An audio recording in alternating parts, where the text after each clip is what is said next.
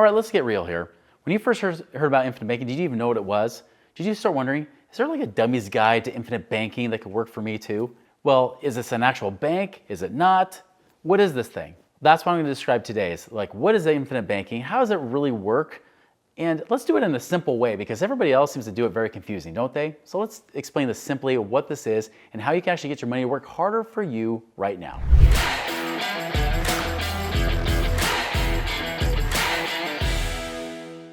All right, simply put, this is what I think infinite banking is, right?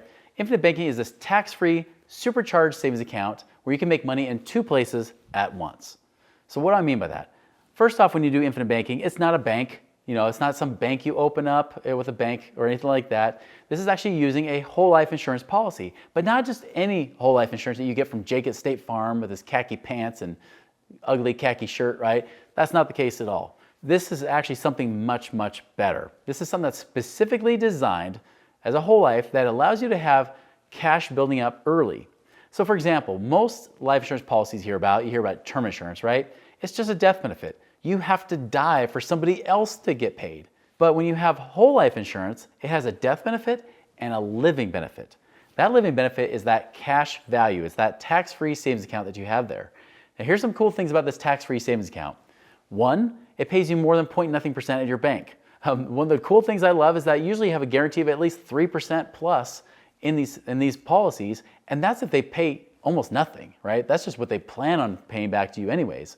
Most of the time they're paying between 5 and 6%, and again, tax-free if you do it the right way. Secondly, it's also 100% protected from lawsuits and creditors in most states in the United States here. So that means that if somebody sues you and wins, they can get your bank savings account, they can pull all that money out, and even if you need that money to survive, that money can be gone just because of those lawsuits. They can garnish those things, they can take it out of your paychecks, they can take it out of everything. But this life insurance, they cannot touch in most states. Sorry if you're in California. California has horrible laws. So yes, they can touch some of that money. But just know that most states, you are 100% protected. Oh, bonus tip here. Do you have kids that you're trying to get ready for college at some point? I've got 8 kids myself. So we've got like 6 teenagers. But I'll tell you, one of the cool things about this is that it doesn't count against you when you're trying to get financial aid or scholarships for that. So again, you can have millions of dollars here and they don't count as an asset. So it doesn't count when you don't want it to count when it comes to lawsuits, taxes, because it's tax-free, or creditors, or even for student loans or trying to get financing for college.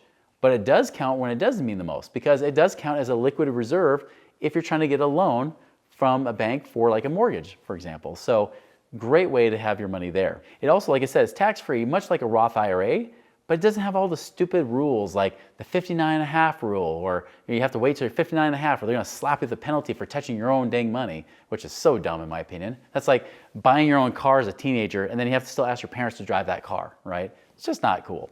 Secondly, also, what I love about it too is that it not only allows you to let it grow tax-free and not have that 59.5 rule, but there's not all those big limits. Like you don't have to just say, well, you know what, I can only put in $6,000 a year because it's a Roth IRA. Nope, or I make too much money, so I can't even do a Roth IRA. Not like that at all. You actually have the ability to put in really about 25% of your stated annual gross income. That's pretty awesome, right? Because if you make a decent amount of income, you can put in a lot more. Not to mention the problem is with having more income is that they won't let you do a Roth IRA unless you have to do the little backdoor Roth, which is a pain in the butt to do anyways. This is something that gives you a lot more flexibility. So it's a great way to have that Roth IRA ability, but not have all this dumb rules that go with it. Another thing too is that this can actually be safer than the bank. Did you know that banks, they have the FDIC, they always advertise about, they always say we're FDIC insured, right? But do you realize that FDIC only has 1.5% in reserves? So of all the bank's money that's out there, all of your money that's out there, they only have enough to cover 1.5%. What if we have a massive bank failure like we had even in 2008? What if we have something like in the Great Depression where 2/3 of banks failed? Heck, what if even 10% of banks failed? We're in trouble, right? They don't have the money to cover your money. And that's the thing, you should be able to get to your money when you need it the most, don't you? Right? Don't you agree? So that's the big thing that we want to make sure. So it's also very well protected. I would say even in some ways safer than a bank. Here's the other thing it has too. It has a death benefit, almost like a bonus, right? Many of our clients, they say, man, like all these things are great reasons to have it, even if it's just like this tax-free supercharged savings account. But then there's a death benefit tied to it too. You can actually help protect your family by having a death benefit as well. By the way, the insurance companies want me to tell you this because they believe the primary purpose of all insurance should be having a death benefit. And that's true. That's true. That should be a big primary purpose. But man, isn't it nice that you can have enough benefit on the living side that the death benefit is just icing on the cake, right? So definitely there's a great death benefit that you have as well. And that death benefit pays you tax-free. And here's the kind of cool thing too. If you decide to borrow from your money, right? Because I get a lot of parents that say, and they're kind of like me, where it's my money, not my kids' money, right? My kids got to learn a way to earn it. They got to earn their way. And then maybe I'll leave them something, but maybe I won't. And so they kind of ask themselves, well, how do I disinherit my kids? And they worry if they get a life insurance policy, like a term policy or something like that, well, now I'm just going to leave behind a whole bunch of money for them. Okay, now first and foremost, I do believe you should take care of your family, especially if you're still working, especially in all those kind of cases. But even later on, you know what's kind of cool? You can kind of disinherit your kids while still not totally disinheriting them. Because what this allows me to do by having that death benefit is I have a permission slip to spend money while I'm alive.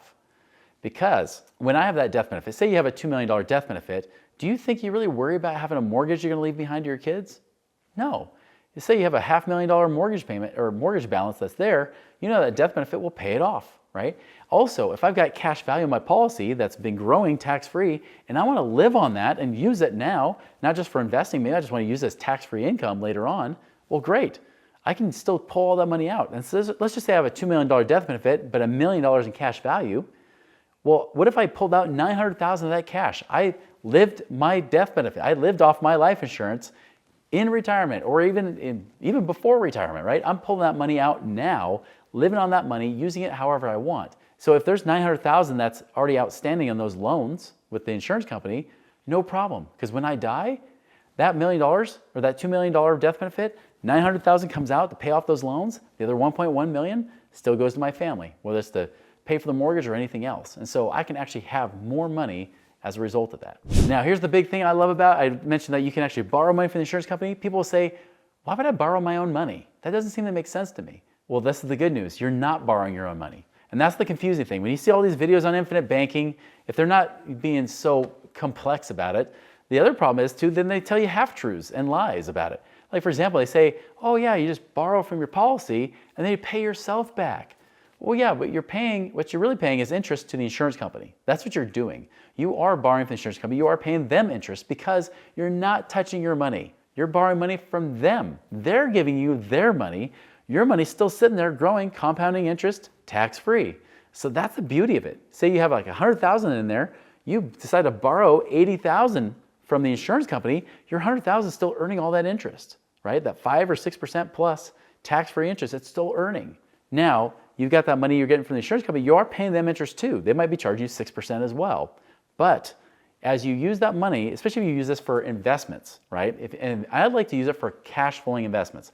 My favorite investments to use it for are ones that pay me either monthly or quarterly, or at least short term. For example, just recently, I loaned money to a real estate investor.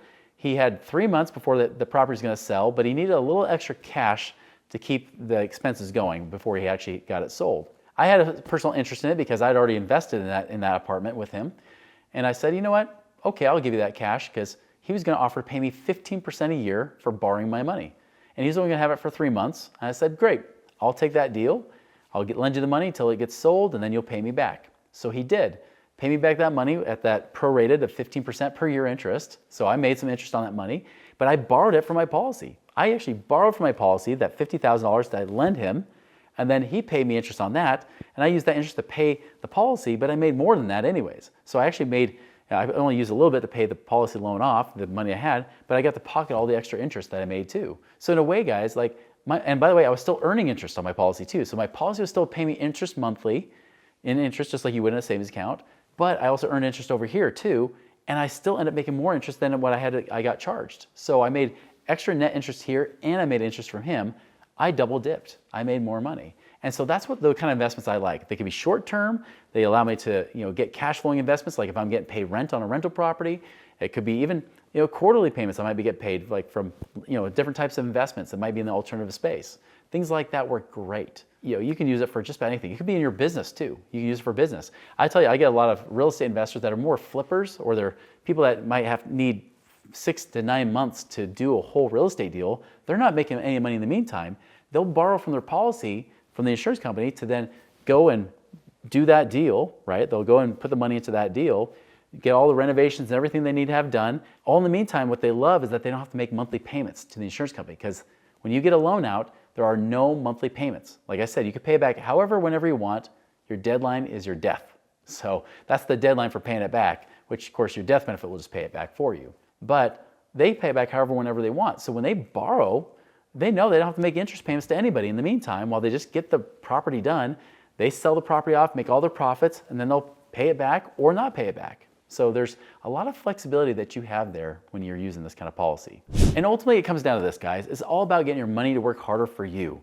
Like I said, this is like a supercharged tax-free savings account. Of course you can use a bank, and I still use a bank. And by the way, just so you know, when I let money sit in the bank, I have some money there, but I keep a lot of money sitting here because I know it'll pay me more, and it's one less tax form I have to give to my accountant down at the end of the year, which I don't have to do more tax work. So it's kind of nice that I don't have to do any taxes on this thing because it's tax-free, and it's going to pay me more money anyways. And I know it's going to pay me certainly. I'll tell you, I've had so many people that are like sophisticated investors that they'll still come back and say, this was my best thing I could always count on. I had deals that might have paid me good money, but there's always a lot of risk. But this was like that good, sure thing, right? The thing I could come home to. It was always there safe for me. So guys, even if you think you're a dummy when it comes to this kind of stuff, you're not, because the truth is all the videos out there make it so convoluted, so complex, and because they talk like insurance people. But the truth is, guys, that this can be a great thing to help enhance your ability to not just save money, but also make money in two places at the same time while you're earning interest there and earning interest elsewhere. Obviously, if you want to go further down this rabbit hole, we got plenty of videos on this channel you could check out here that we have on our Money Ripples page. But guys, if you have more questions, go to moneyripples.com and you can go click on the Infinite Banking section to learn more about how this actually works. Check that out now.